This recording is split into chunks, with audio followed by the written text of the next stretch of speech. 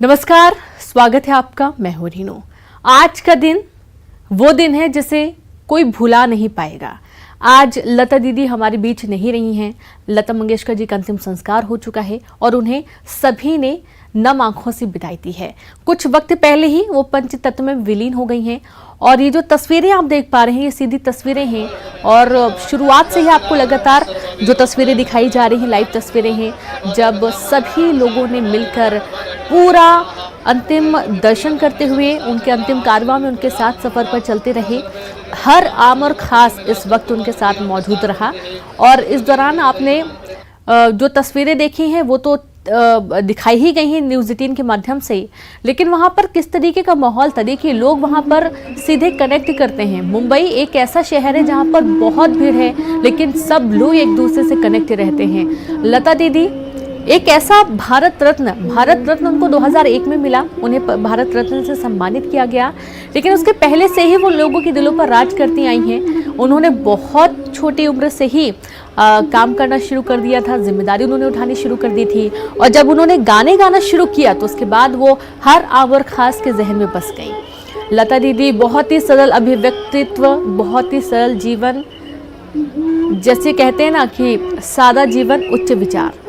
उनके इस भाव को लोगों ने जब देखा तो संगीत के माध्यम से तो राज करती ही थी, अपने स्वभाव के माध्यम से भी वे सभी के मन में भाई हुई थी।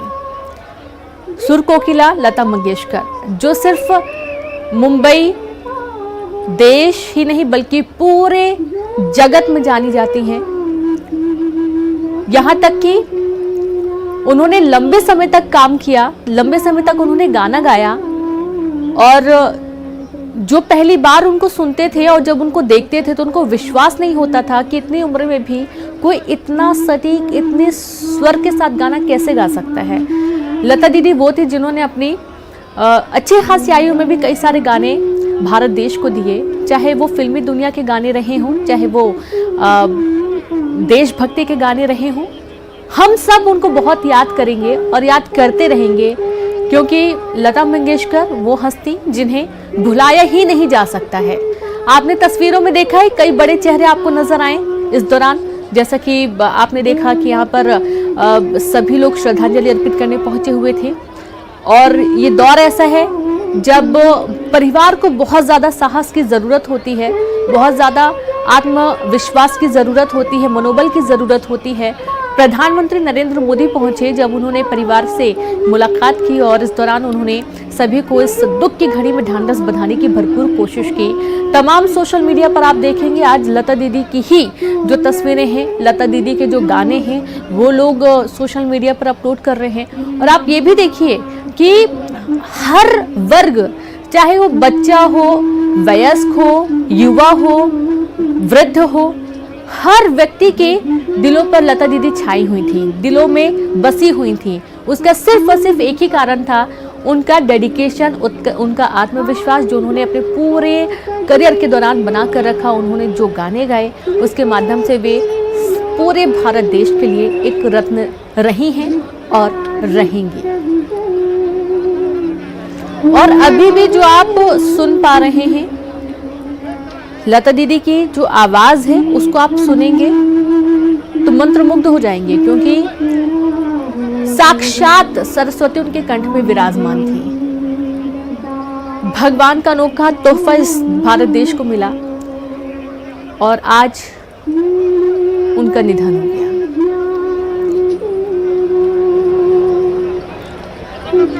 तो अक्सर आपने सुना होगा कि इंसान बहुत कुछ कमाता है, इंसान धन दौलत शोहरत सब कुछ कमाता है, सब कुछ छूट जाता है, यहाँ तक कि अपना शरीर भी यहाँ छूट जाता है, लेकिन साथ में क्या लेकर जाता है? सिर्फ और सिर्फ प्यार और सम्मान लोगों का, जो कि हमेशा लोगों के दिलों पर बना रहेगा।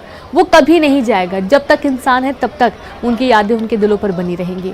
बस यही प्यार और सम्मान जिसकी वे पूरी हकदार थी और उन्हें भरपूर वो अपनापन देश ने दिया, विदेशों से भी उनके लिए भरपूर प्यार मिलता रहा। और जब वे हॉस्पिटल में एडमिट थे, उनकी तबीयत काफ़ी ख़राब थी, उस वक्त दुआओं का दौर शुरू हो चुका था। जब ये पता चला कि लता दीदी की तबीयत ख़राब है, खूब दुआएं की गई, इतनी दुआएं की गई कि वो अचानक से खबर आई कि वो ठीक हो गई हैं, उनके स्वास्थ्य में सुधार आ रहा है।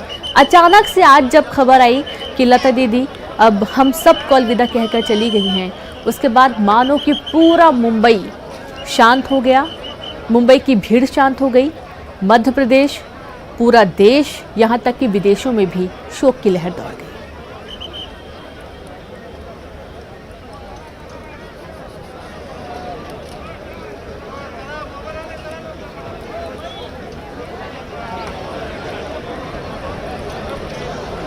तो ये सीधी तस्वीरें जो आप देख पा रहे हैं, ये शिवाजी पार्क की तस्वीरें हैं, जहां पर पूरे राजकीय सम्मान के साथ आज लता मंगेशकर पंचतत्व में विलीन हो गई। पूरे राजकीय सम्मान के साथ साथ वहां पर प्रत्येक व्यक्ति ने उनको दिल से श्रद्धांजलि अर्पित की। वे जहां भी रहें, खुश रहें और ईश्वर उनको अपने पास रखे, ईश्वर उनको अपने स्वर्ग मिले उनको, क्योंकि वो एक ऐसा हीरा थी, वो ऐसा रत्न थी भारत देश के लिए, जिन्होंने अच्छी खासी पहचान हर जगह पूरे जगत में भारत को दिलाई। और सबसे खास बात यह है कि उनका जो नाता था वो मध्य प्रदेश से था। मध्य प्रदेश के इंदौर में उनका जन्म हुआ था। इंदौर में वे जन्मी, उनके जो माता पिता थे वो कला से जुड़े हुए थे। महाराष्ट्र में उनका पालन पोषण हुआ। वे गाना गाना शुरू की बहुत ही छोटी उम्र में, और उन्होंने क्या कमाया अपने पूरे जीवन में, वो आपने आज पूरा दिन देखा।